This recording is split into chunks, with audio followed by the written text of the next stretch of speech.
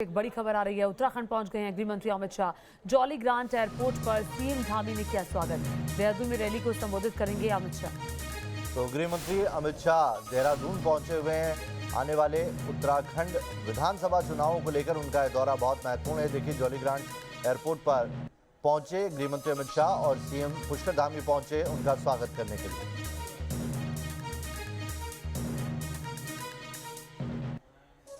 तो इससे पहले अमित शाह ने लखनऊ में बीजेपी के सदस्यता अभियान की शुरुआत की थी। बता दें आपको कि ये मेगा अभियान जो है 2022 के महादंगल में सबसे महत्वपूर्ण प्लान है बीजेपी का।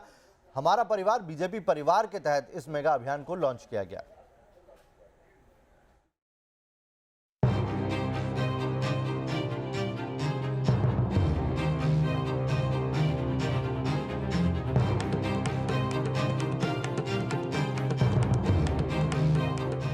अखिलेश एंड कंपनी के कान में पड़े, बहन मायावती के कान में पड़े और ये गांधी वाड्रा परिवार के लोग भी जरा सुने, इसके लिए हिसाब किताब लेकर आए। भारतीय जनता पार्टी जिंदाबाद। आपके पार्टी की सरकार थी, निर्दोष राम भक्तों को गोलियों से भूनने का काम किया था।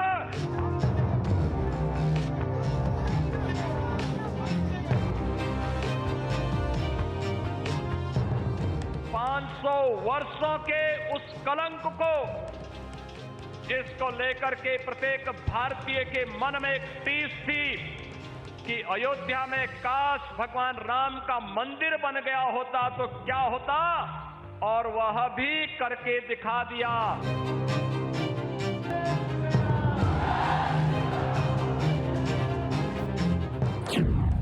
2022 के महादंगल में बीजेपी का बड़ा दांव।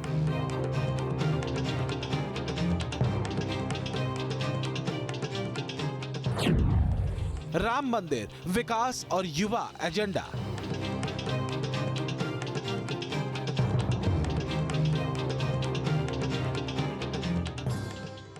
अखिलेश बाबू, तिथि बताना नहीं, मंदिर की नींव भी डाल दी है।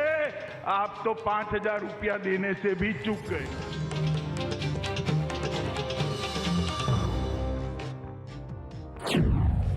विकास धर्म से सधेगा सत्ता संकल्प।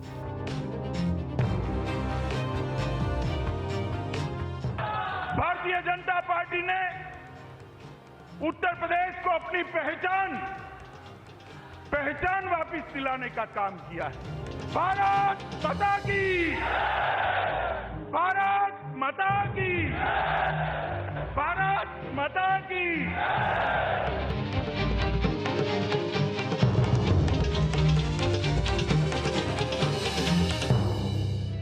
यूपी की बिसात पर बीजेपी का सबसे बड़ा दांव है सदस्यता अभियान। बीजेपी का नारा है मेरा परिवार भाजपा परिवार।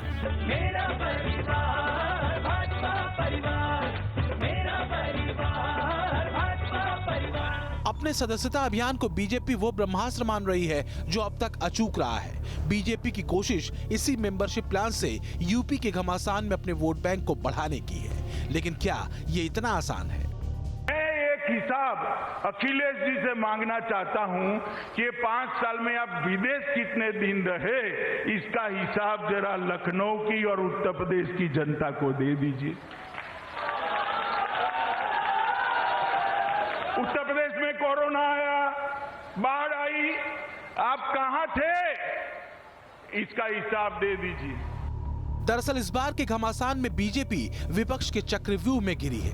एक तरफ प्रियंका कांग्रेस की तरफ से बेहद आक्रामक पारी खेल रही हैं, तो दूसरी तरफ अखिलेश राजभर का ओवैसी लामबंदी वाला मोर्चा है। फिर मायावती की सोशल इंजीनियरिंग वाला दांव और ओवैसी का मुस्लिम फैक्टर। लेकिन बीजेपी के लिए सबसे बड़ी चुनौती है अपने ओबीसी वोट बैंक को इंटैक्ट रखने की, क्योंकि पिछली बार के सहयोगी ओम प्रकाश राजभर इस बार अखिलेश के पाले में है। हिंदू खतरे में नहीं है, देश खतरे में है, संविधान खतरे में है, देश की संपत्ति खतरे में है। बीजेपी के चाणक्य कहे जाने वाले अमित शाह जानते हैं कि विपक्ष की जातीय लामबंदी की काट क्या है।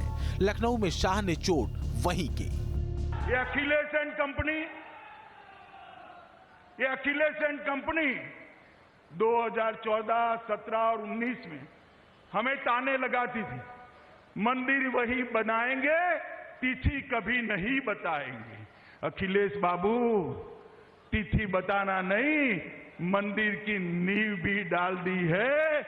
आप तो 5,000 रुपया देने से भी चूक गए। शुक्रवार की रैली ने महादंगल में बीजेपी के दांव को बिल्कुल साफ कर दिया है। सबका साथ सबका विकास से लेकर धर्म का साइलेंट कार्ड, जिस पर बीजेपी फायदा दो तरफा देख रही है। एक, राम मंदिर के मसले पर विपक्ष को घेरना, और दूसरा, हिंदुत्व के कार्ड से जातीय समीकरणों को अपने हक में करना। लेकिन बात सिर्फ हिंदुत्व के कार्ड भर की नहीं है। अमित शाह ने शुक्रवार की रैली में यूपी के विकास से लेकर लॉ एंड ऑर्डर तक के मुद्दे पर पहले की सरकारों पर सीधा हमला बोला। मगर ये लोग इतना गड्ढा छोड़कर गए हैं कि 5 साल में एक गड्ढा भरना असंभव, कोई भी नहीं भर सकता। मगर मुझे विश्वास है यूपी वालों को दिखाई पड़ा होगा कि परिवर्तन कैसे होता है।